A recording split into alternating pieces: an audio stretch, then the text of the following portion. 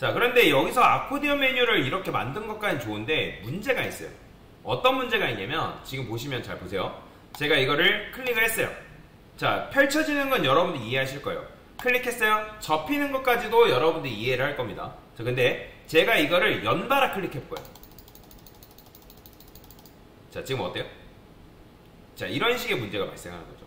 그러니까 물론 모바일 사용자가 이거를 광클할 일은 없어요. 화딱지 난다고 광클을 하지 않는 이상 보통 메뉴를 광클해서 막 클릭하진 않죠. 한번 클릭하면 내려오는 걸 아니까. 자, 근데 이게 왜 그런지를 설명해 드릴게요. 요거는 이제 여러분들이 뭐랄까 자료 구조와 비슷한 개념인 건데, 요걸 개념을 여러분들 지금 몰라도 됩니다. 그냥 이런 게 있다 정도만 알고 넘어가세요. 자, 이런 걸 이제 뭐라고 하냐면 큐라고 해요.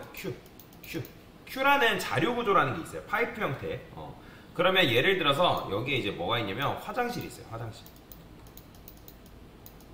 그러면 이제 화장실에 손님이 많대요. 그러니까 손님이라기보다는 화장실을 가려는 손님이 예를 들어서 엄청나게 많은 거예요. 그러면 한 줄이 형성되는 이런 것들을 뭐라고 하냐면 큐라고 해요. 자, 이거 교양으로 드세요. 어렵게 생각하지 마시고.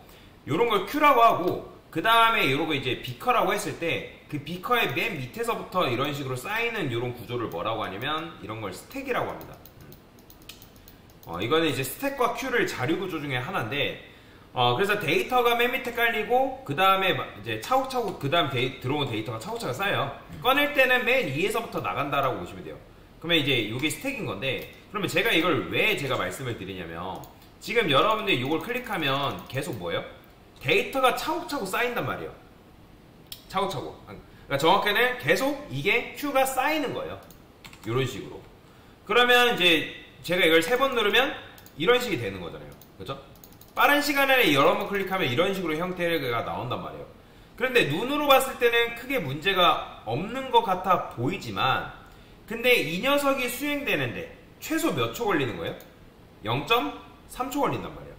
그러면 얘가 펼쳐지는데 0.3초, 닫히는데 0.3초, 이런 식인 거죠. 그런데 여러분들이 이거를 연달아 클릭하니까 기다리지도 않고 펼쳐지는 시간을 기다리지도 않고 그게 수행이 되기 때문에 계속 이런 문제가 발생하는 거예요. 뭔 말인지 이해되죠? 그러면 보통 jQuery를 이용해서 슬라이드 업앤다운 이런 디자인을 구현할 때는 여기 앞에다가 뭘 붙여주냐면 스톱이라는 걸 붙여줘야 됩니다. 스톱. 마찬가지로 여기다가도. 자, 그러면 스톱이라는 걸 여러분들 붙여줬을 때 아까는 연달아 클릭하니까 펼쳐지고 닫히고 펼쳐지고 닫히고 그런 식이었죠? 근데 이제 이렇게 했을 때 클릭해요. 자, 펼쳐집니다.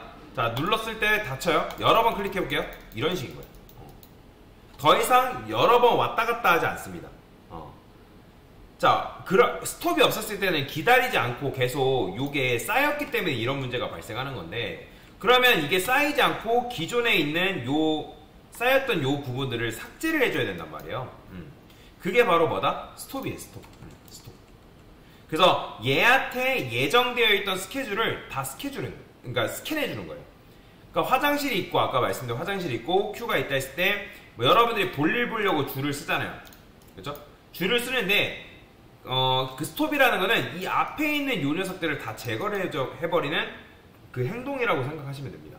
그래서 여러분들이 어떤 애니메이션을 구현할 때는 요 앞에다가 슬라이드 업앤다운 앞에다가 뭘 붙여준다? 스톱을 붙여준다. 이게 끝이에요. 자, 그러면 여러분들이 이런 식으로 붙였을 때 나중에 여러분들이 이제 아코디언 메뉴를 실제로 구현해야 된다. 이거 그대로 가져다 쓰시면 됩니다. 이게 아코디언 메뉴의 완성이라고 생각하시면 돼요. 됐습니다.